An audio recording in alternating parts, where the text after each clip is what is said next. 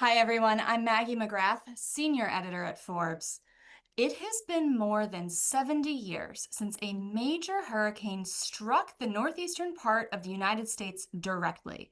But the experts at AccuWeather are saying that even though it's been 70 years, people and businesses should be prepared.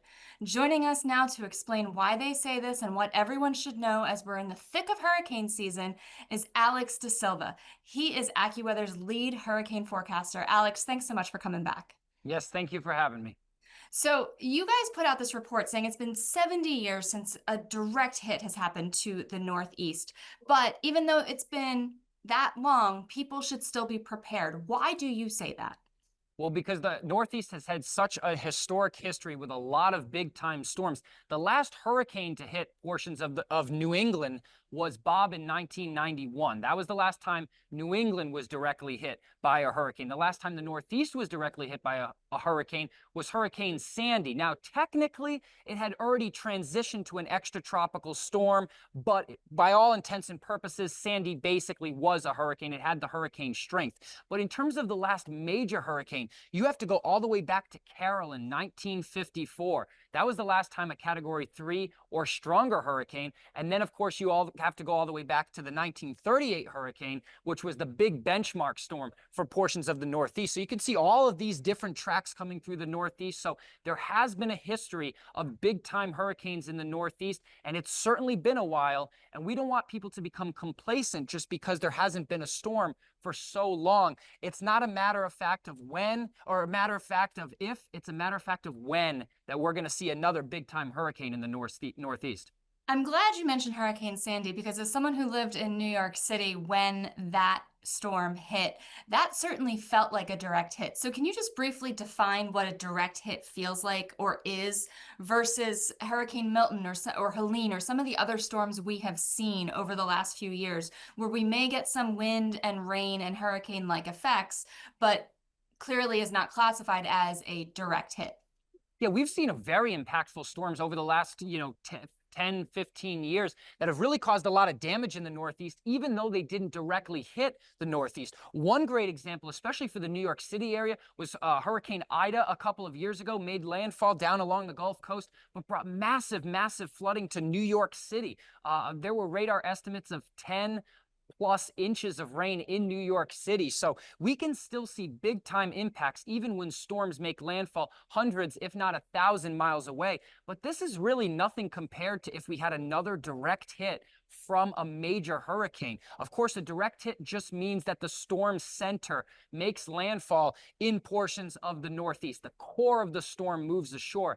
And while rain can still occur with a storm that makes landfall in the Gulf Coast, if a storm makes direct landfall on the Northeast, you're going to see that storm surge. You're going to see those big time winds. That's what we saw with Hurricane Sandy back in 2012. We saw massive, massive flooding in New Jersey, Long Island, and even up into southern New England from Hurricane Sandy. Then you had the rain on top of that, and then you had the winds on top of that. So much more impactful weather occurs usually when you have a direct impact, especially from a hurricane or even a major hurricane. Let's get into that map that you have behind you that looks like potential trajectories. So if there were to be a hurricane that makes a direct hit to the northeast of the US, how would it go? Where would it go? Yeah, more than likely the storm would move north and then it eventually would curve northeast. Look at all of these storms in past history. A lot of these are the big time storms. They all follow a similar track where they're close to the coast and then they begin to turn when they get to New England. The 1938 hurricane is kind of the exception here that just moved basically straight north across New England. And then, of course, you had Hurricane Sandy, which took that left hook at the last minute there.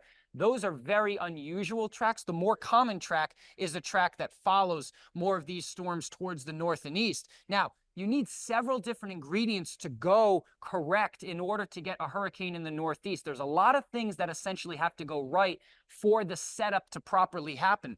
Three major factors have to come together at the right moment to push a hurricane into New England, especially a major hurricane. First of all, you need the Bermuda High to the east to be at the right strength. If we go to our Bermuda High graphic, we can talk about that. So if the Bermuda High is too strong, and bulges too far to the west, it will force the storm into the Gulf or into the southeastern United States, and then you won't get that direct hit on New England. You can still get the rain that comes up like Hurricane Ida did, but you won't get that direct hit. Now, if the Bermuda High is weaker, that is the best case scenario. That allows the storm to turn out and away from the United States, just bothering the fish as it does. So that, of course, is the best case scenario. The problem is if the Bermuda High is just right, it's like the Goldilocks zone. It's not too strong, not too weak.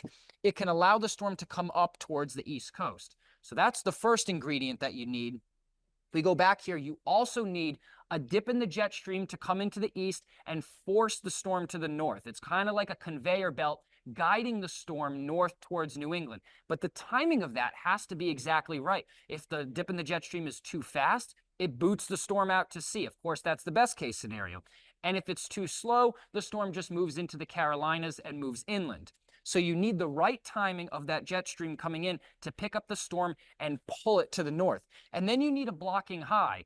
You need a high pressure to the north and to the east over eastern Canada. This essentially will shut off the escape route for that storm to curve out to sea. So see, you need those three ingredients to come together at the exact right time in order to have a hurricane come up the coast. And we saw that several times in the past history when we were looking at that chart, especially the 1938 hurricane. That is a classic example. That storm was actually moving at 50 to 55 miles per hour when it slammed into Long Island. And a lot of that had to do with the strength of this jet stream that basically was like a high-speed conveyor belt guiding the storm to the north. So basically what you're describing is this perfect swirl of conditions that can create a hurricane, a major hurricane that could make a direct impact to the Northeast. And that hasn't happened for several decades. Do you think it will happen this year or next year? Are your forecasts showing that conditions are brewing in a way that we should be imminently prepared?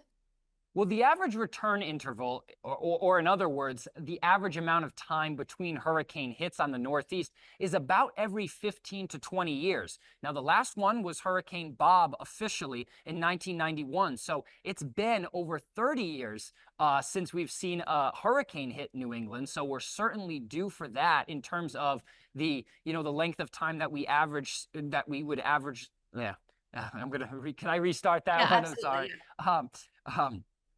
So the average return interval, or in other words, the amount of time that we would typically expect between hurricane hits, is usually about 15 to 20 years in the Northeast. The last hurricane to directly hit the Northeast was Hurricane Bob in 1991. So it's been more than 30 years. But then if you look towards major hurricanes, the last one was Carol in 54. We look at a return interval of 60 to 70 years for a major hurricane. That is Category 3 or above. So basically what that means is that you have about a 1.5% chance, 1.5% chance in any given year of seeing a major hurricane hit the Northeast. So that just kind of goes to show how low the odds are in any given year of a storm to hit the Northeast. And a lot of it just comes down to timing. We just have not seen the right timing in the past 30 years, basically, to see a hurricane come up into New England. Of course, we had Hurricane Sandy, but that was a very special case where it was actually transitioning into more of a subtropical storm. It was losing some of its tropical characteristics. But a full-blown hurricane, Bob was the last one in 1991. Now, AccuWeather has come out with some projections for the economic impact of a major hurricane, Category 3 or above, hitting the New England area or the greater Northeast. And I'm seeing economic loss of around $440 billion. Alex, can you talk a little bit more about the amount of damage we could see? Because of course, if you look back to what the Northeast looked like in terms of businesses, buildings, houses in 1954 compared to now, there's been a lot of economic growth. So what are we looking at here? Yeah, we've seen an explosion of growth in the Northeast, especially since way back in 38, which was that really big storm that went up, the Long Island Express. And so, yeah, we came out with the number $440 billion in damage if the Long Island Express, which was the 1938 hurricane, were to happen again today. And this accounts for, physical damage, but it also accounts for tourism loss. A big portion of the northeastern coastline relies heavily on tourism dollars, and that could all be wiped out with one of these major hurricanes. If we look back at the 1938 hurricane, this is the track that it took. Again, it was a major hurricane, so Category 3 hurricane, when it made landfall on Long Island and then moved northward into Connecticut. It brought a storm surge of 17 feet into Narragansett Bay, which is in Rhode Island here, basically funneled all of that water into all the little bays and inlets, especially into Narragansett Bay. And it went all the way north into Providence and submerged the city of Providence, Rhode Island, in several feet of ocean water during rush hour. A lot of people went to work that morning just anticipating, a little bit of bad weather in the afternoon, maybe a couple of thunderstorms, but people really had no idea that they were going to be in store for a major hurricane coming onshore in just a few hours. Again, this storm was moving at between 50 and 55 miles per hour. So that morning that the storm made landfall, it was off the Carolina coastline. By the afternoon, it was making landfall on Long Island. So it just goes to show how fast this storm was moving in 38 and that people really didn't have a lot of time to prepare. Luckily, today, I think we would have a lot better preparation. Back then, they didn't have satellites to track the storm. They relied heavily on ship reports. So today we have much better tracking, which is certainly good news. So we would be able to get that messaging out much sooner. But the storm, there was a 17-foot storm surge in Narragansett Bay, 700 fatalities, about 9,000 homes destroyed, which of course would be much higher today because a lot more homes are built on the coast than they were back then. The population has exploded in these areas. A lot more people own boats. Back then it was only 2,600 boats or so were destroyed. Again, many more people own boats in this region. And this is a number that's very interesting, just a massive number. Trees destroyed. 2 billion trees were destroyed in the 1938 hurricane across all of New England and Long Island. So a very impactful event for the timber industry back then, and it would still be very impactful for the timber industry if it were to happen again. And of course, in that map, a little bit further west is Newark. I'm thinking of shipping that comes to Newark, all the packages that come to the greater New York area. The potential economic loss is astounding. But you make a good point about better predictive ability due to satellites. And you have a map that kind of shows how early you could potentially forecast a major storm. So what is the greatest possible warning people could have if a storm like that is brewing?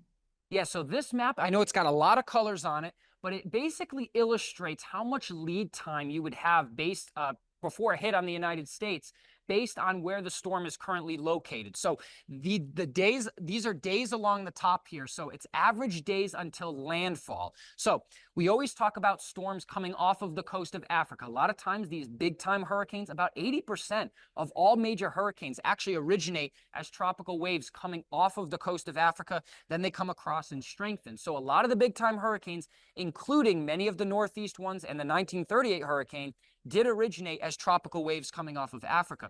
So it takes about 12 to 14 days. Once a storm comes off of Africa, if it comes in, is going to hit the United States. You have about 2 weeks or so to watch this storm come across. Then once it approaches the Lesser Antilles, so you're looking, Eastern Caribbean, Lesser Antilles, generally in this area, and then points northeast, you're looking at about a week. So once the storm is in this area here, that's really when the blinders got to go up and you got to really pay attention to see what's going on here as the hurricane continues to move to the northwest. And then certainly once it gets in these dark purple areas, you're looking at 2 to 4, even less days, especially as it gets closer to the coast. So, we always track these tropical waves as they come off of Africa, but then especially if you live in the United States, as it's approaching the Lesser Antilles, this is the time when you got to really start to pay attention because you're about 7 days out and the AccuWeather cone will go out 7 days. That's one thing that really separates us from other sources is that when we make a hurricane forecast, our cone will go out 7 days. So usually when the storm is in this general area, The cone can kind of give people a good idea about where on the coast people need to start to pay attention. Of course, the storm can still turn out to sea, but this is the area when we really have to start watching things closely. So obviously, step number one is stay informed, stay on top of storm developments, pay attention to local authorities. But Alex, what else would you suggest that residents and businesses do to protect themselves? Let's say there's already a hurricane warning, so they know something's coming. What are the things they can do to protect their homes and their businesses? Yeah, we always talk about, the water is the deadliest thing that a hurricane can bring. More people die from rainfall and storm surge than any other factor in a hurricane. So we certainly urge people to know their evacuation zones, especially in portions of the Northeast. Many people across the South, they know their evacuation zone because hurricane hits are much more frequent. But in the Northeast, we haven't seen one since '91 with Hurricane Bob. So many people may not know or remember their evacuation zones, and many new residents have moved into these areas, and many people have grown up not knowing how to prepare for a hurricane. So it's important that people check their evacuation zones, and a lot of times these zones change. We get better modeling data, better data to kind of model storm surge, and so those evacuation zones may actually change from time to time. So if you were in a certain evacuation zone back in Hurricane Bob, you might be in a totally different evacuation zone in 2025. And so that's why it's very important that people pay attention to these types of things. But it's not only that. Inland flooding can be a big time issue as well. If we go back to the rain map that happened during the '38 hurricane, what was really interesting about this setup is we had a lot of rain prior to the 1938 hurricane. Several inches fell before the hurricane even got there. And then once the hurricane swept inland, it brought a pretty widespread swath of 4 to 8 inches across portions of the Northeast. And so the rivers were already running high. And then you bring on this additional rainfall from the hurricane. And then that's where you could see big time river flooding as well. So people that live near rivers also need to be very mindful, because those river waters can rise very, very quickly, especially if before the tropical system moved in, we've had a lot of rain. These are such important warnings, and I want to go back to that 1.5% chance that you mentioned before.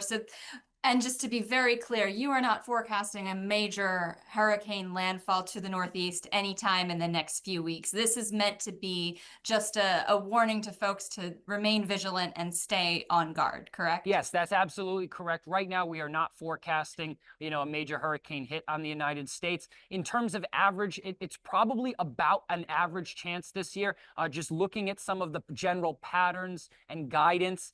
In terms of a major hurricane, it's probably about the average chance of any other year, which is about 1.5% chance of that occurring. So every hurricane season, you have about a 1.5% chance of seeing a major hurricane in the Northeast. So again, I know that looks small or sounds small, but people really need to at least pay attention to the forecast, especially when those storms get a little bit closer. When they get towards the Eastern Caribbean, that's when we really need to start to pay attention and watch things closely, because at that point, a lot of times we have a general idea about where the storm is going, whether it's going to go out to sea or whether it's going to go to a Gulf Coast state or whether it could potentially impact the Northeast.